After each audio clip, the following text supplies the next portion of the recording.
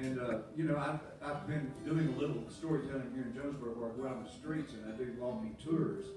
And I like to do it with stories rather than say this was built in this day or whatever, you know. And I always get to talk about some of the people that were here in Jonesboro back in the early days.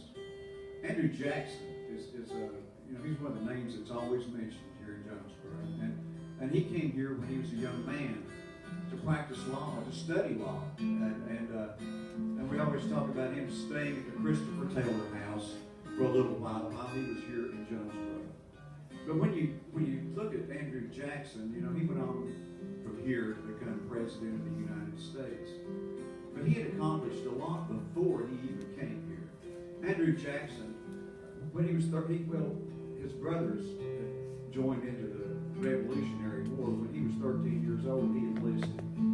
They wouldn't let him be a soldier, but they let him be a courier.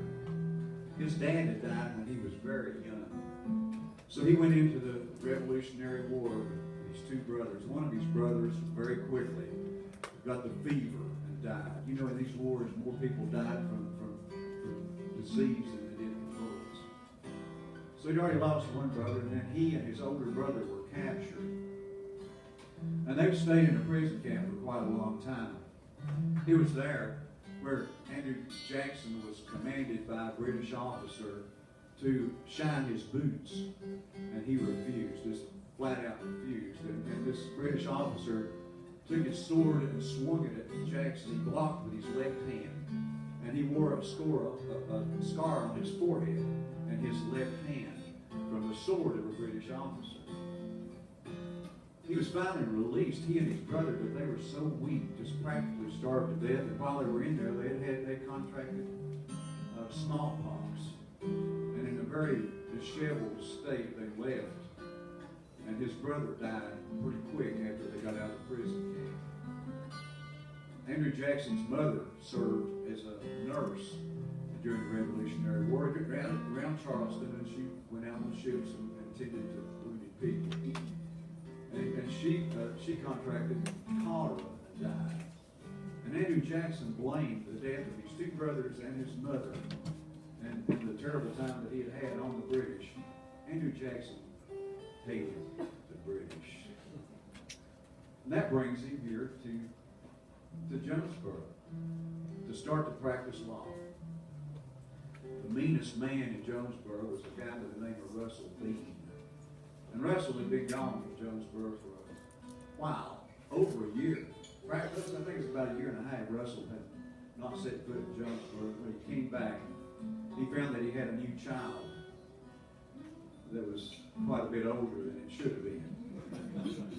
And Russell was just a notorious bad guy. So he picked this kid up and he cut his ear off to mark it. He said, I'm going to mark this and so people will know he ain't mine. Really happened. Well, the people in the Jonesboro got wind of it. They decided that, you know, Russell Bean needs to be punished for this action. So they got a warrant and they gave it to the sheriff, and the sheriff got a posse together right here in Jonesboro. And they went to Russell Bean's house to bring him in for this dastardly deed that he had done. But when they went to Russell Bean's house, they turned around and left. He was so bad that they would not even try to arrest him. Andrew Jackson was in court. He said, there's no way to serve law. Law's got to be better than that. Give me that warrant. I'll go get that man. And he took a couple of deputies with him. He went out and shortly he came back with Russell Bean. Later, they asked Russell Bean while he was serving his time, well, why is it that you wouldn't come for the sheriff and the posse, but when Andrew Jackson came out, that you came in here? He said, well, that man looked at me. I could tell he would kill me dead if I didn't do what he said. Andrew Jackson was that kind of a man. You know, he got kind of a bad rep for the way he treated the Indians, and I guess most of it was so, but he did a lot of Indian fighting, and he recruited some of the good guys to fight against some of the bad guys. He even adopted a Creek boy when he was a young boy, and he raised him as a son until he was 18. He died of cholera. But he associated himself with the Indians. he found that a lot of the times the Indians would go to war against the white folks because they were encouraged by the British. So when he would stop a band of Indians, he would research to find out who gave them the weapons, and then he'd go find the British and hang them right out in the front yard. He was bad to fight, and he was bad to duel, and he had a bullet in him when he went into the presidency for one of his duels.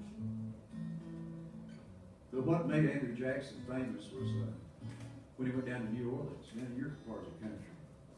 He was out west, and he was the head of the militia there. The War of 1812 started. The War of 1812 went on and on and on. And it was 1813 when he was gathering his troops to go fight the British. He collected a bunch of mountain men from Tennessee and a bunch of mountain men from Kentucky, long rifle guys.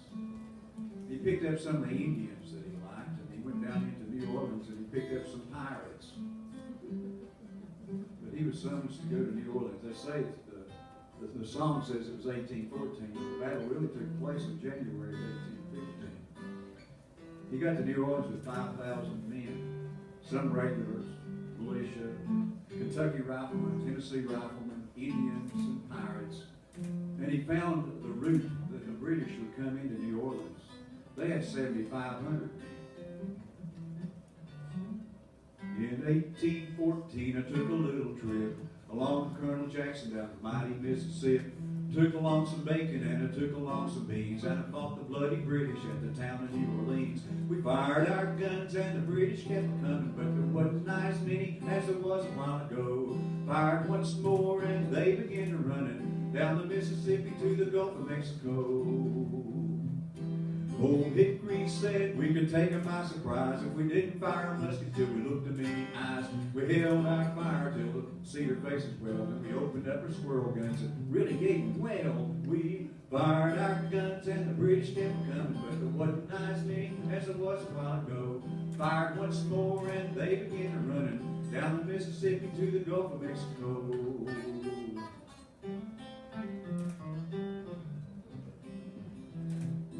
We fired our cannon till the barrel melted down. Then we grabbed an alligator and we fought another round. We filled his head with cannonballs and powdered his behind. And when we let the powder off, the gator lost his mind. We fired our guns and the British kept coming, but there wasn't as many as there was a while ago. Fired once more and they began to running down the Mississippi to the Gulf of Mexico. Well, they ran through the briars and they ran through the brambles and they ran through the bushes where a rabbit couldn't go. Ran so fast that the hounds couldn't catch them down the Mississippi to the Gulf of Mexico.